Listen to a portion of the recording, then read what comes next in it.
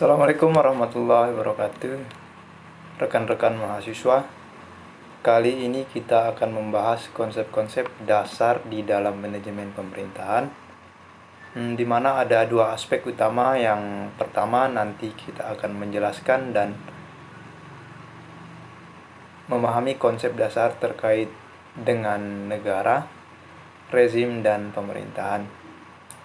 Sementara nanti untuk bagian kedua kita akan mencoba ikuti atau meng-highlight beberapa poin terkait dengan bagaimana konsep di dalam manajemen pemerintahan, terutama apa fungsi-fungsi dasar manajemen pemerintahan atau apa fungsi-fungsi dasar dari pemerintahan itu sendiri. Dalam hal ini mungkin teman-teman sekalian, kalian sudah banyak membahas di tema perkuliahan yang lain tentang apa itu yang dimaksud dengan negara, tentang apa itu yang dimaksud dengan rezim, dan tentang apa itu yang dimaksud dengan pemerintahan. Sebagaimana kita tahu bahwa seringkali kita menyamakan antara negara, rezim, dan pemerintahan itu satu hal yang sama, tetapi pada kenyataannya itu adalah tiga hal yang sama sekali berbeda ya teman-teman. Dalam hal ini kita perlu melakukan klarifikasi apa sesungguhnya perbedaan dari negara, rezim, dan pemerintahan itu sendiri. Sebelumnya nanti kita akan mendiskusikan atau masuk lebih jauh tentang manajemen pemerintahan itu sendiri. Yang pertama, gagasan tentang negara. Kalau berdasarkan literatur hukum tata negara, negara itu akan selalu dikaitkan dengan sebuah teritori. Bisa dilihat di sini.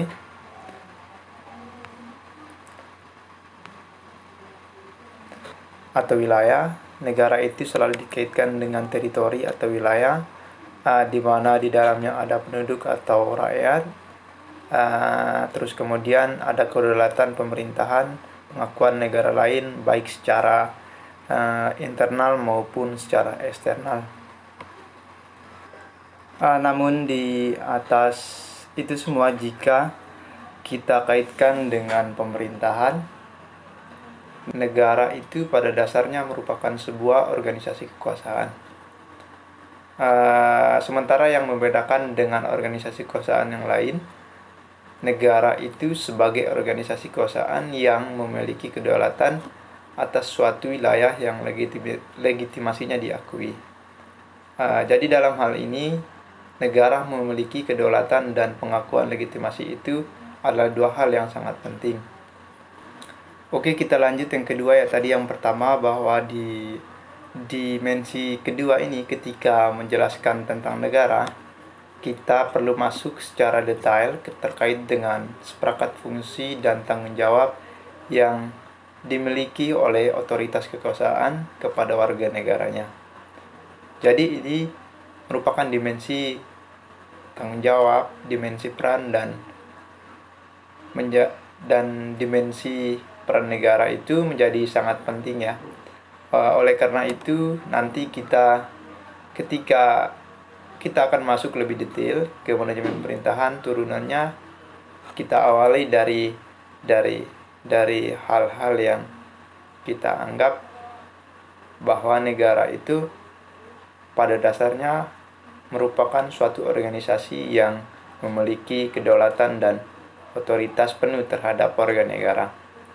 Selanjutnya, dimensi ketiga ketika membicarakan negara sebagai konsep kunci, ini terkait dengan adanya tata pemerintahan untuk melakukan sejumlah fungsi yang sudah kita definisikan di atas.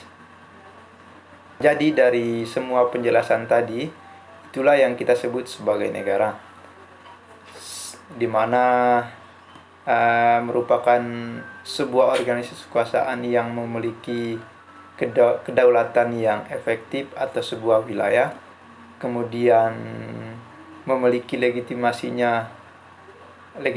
yang diakui, kemudian memiliki seperangkat fungsi tanggung jawab terhadap warga negara, serta memiliki semacam kemampuan untuk bisa menjalankan fungsi-fungsi tersebut. Dalam hal ini yaitu konsep negara yang harus dipahami oleh teman-teman atau rekan-rekan mahasiswa. Kita masuk ke konsep rezim atau aspek kedua, yaitu rezim, di mana rezim ini seringkali kita membicarakan tentang rezim itu sendiri, di mana di Indonesia sering kita kenal dengan rezim Orde Lama, terus kemudian rezim Orde Baru, terus kemudian ada rezim reformasi. Bahkan rezim sendiri itu sering merujuk kepada siapa yang memimpin. Misalkan rezim SBY, rezim Soeharto, rezim Megawati, Gus Dur dan sebagainya itu. Jadi dalam hal ini apa itu rezim ya teman-teman? Rezim pada dasarnya terkait dengan norma dan sistem tata pemerintahan yang bersifat menyeluruh, di mana dia tidak melekat pada pada orang, tetapi pada keseluruhan norma dan sistem tata pemerintahan, di mana untuk mengelola otoritas dari sebuah negara tersebut. Setelah kita tahu normanya, maka penting untuk melihat aturan-aturan yang menjadi basis operasi atau berjalannya sebuah pemerintahan. Di dalamnya berarti mencakup ada lembaga ya, dan hubungan antar lembaga. Dan ketika kita membicarakan lembaga dan hubungan antar lembaga, ini ada yang bersifat horizontal dan ada yang bersifat vertikal. Terus kemudian yang lain di dalam konteks rezim itu adalah hubungan antara negara dengan warga negaranya. Ini artinya bahwa norma, sistem atau tata aturan yang ada itu mencakup hampir semua aspek, di mana aspek kelembagaannya, terus kemudian aspek hubungan antar lembaganya, dan juga aspek antar negara dan warga negaranya. Terus kemudian secara umum ketika kita berbicara terkait tipologi rezim itu sendiri, seperti apa sih gitu kan? Di mana ada tipologi rezim demokratis ya, sering kita kaitkan bertumbuh pada kepentingan masyarakat. Dan yang kedua ada rezim non demokratis, biasanya merujuk pada dominasi elit tertentu atau satu atau golongan orang tertentu. Selanjutnya ketika ketika kita masuk ke dalam sistem pemerintahan, yaitu ada pembagiannya, di mana ada presidensil dan parlementer. Yang membedakan, kalau presidensil seringkali kita menanyakan presidensil posisi eksekutifnya seperti apa. Kalau presidensil di mana di situ dijelaskan bahwa the single chief of executive, di mana rezim presiden memiliki kontrol atas seluruh tata pemerintahan yang ada. Terus yang kedua, parlementer, artinya bahwa kekuasaan eksekutif sebetulnya tidak tunggal di tangan satu orang saja, tetapi terbagi-bagi. Karena pada dasarnya nature dari parlementer sendiri adalah kekuasaan yang merupakan akumulasi dari kekuatan-kekuatan yang ada di parlemen. Terus kemudian di mana kalau di dalam sistem pemerintahan yang berbentuk parlementer itu seringkali pemimpin itu atau sebuah pemerintahan biasanya disebut Perdana Menteri. Terus kemudian kalau kita berbicara hubungan kelembagaan yang di dalamnya yang bersifat vertikal itu sendiri ada dua rezim. Yang pertama rezim sentralistis dan rezim desentralistis. Hubungan sistem pemerintahan secara vertikal itu ada sentralistik dan desentralistik. Oke, selanjutnya kita masuk ke dalam pemerintahan. Pemerintahan itu adalah sesuatu yang lebih bersifat instrumental. Orang sering kali menyebut pemerintahan merupakan instrumen dari negara untuk menjalankan fungsi-fungsinya. Bentuk konkret dari organisasi di dalam rezim itu adalah pemerintahan. Yang pertama, kalau kita berbicara tentang pemerintahan, kita merujuk pada seperangkat organisasi yang memiliki otoritas untuk menjalankan kewenangan dan fungsi tersebut. Yang pertama, kalau kita berbicara tentang pemerintahan, sebenarnya kita merujuk pada seperangkat organisasi yang memiliki otoritas untuk menjalankan kewenangan dan fungsi-fungsi tertentu yang itu merupakan fungsi dari negara itu sendiri. Selanjutnya, kalau kita berbicara mengenai pemerintahan, kerangka pembagiannya menjadi penting, di mana secara garis besar kerangka kewenangan itu terbagi dalam dua.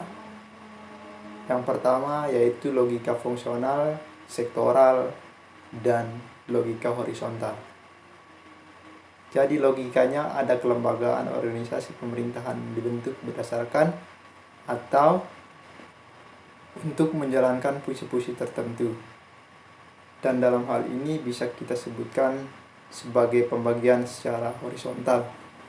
Ini yang dimaksudkan dengan pembagian secara fungsional ya. Kemudian yang kedua, pembagian secara sektoral, artinya dalam hal ini sektor pemerintah itu banyak, mulai dari sektor pelayanan dasar, sektor ekonomi, sektor industri, dan lain sebagainya. Artinya ketika kita berbicara sektoral, ada pembagiannya secara sektor-sektor tertentu. Selanjutnya bagian B berdasarkan teritorial, bahwa pembagian kewenangan di dalam pemerintahan juga bisa didistribusikan secara teritorial. Pembagian secara teritorialnya inilah ada hubungannya dengan pembagian kekuasaan antara pusat dan daerah, di mana hubungan pusat dan daerah ini tidak selalu desentralisasi tapi bisa juga sentralisasi. Kemudian bisa juga dalam bentuk otonomi dan juga dalam bentuk federasi. Dari penjelasan tadi kita bisa membedakan apa itu negara, rezim, dan pemerintahan, di mana tentu ketiganya adalah hal yang saling berkaitan satu dengan yang lain, karena pada dasarnya mereka berada pada suatu entitas politik yaitu negara itu sendiri.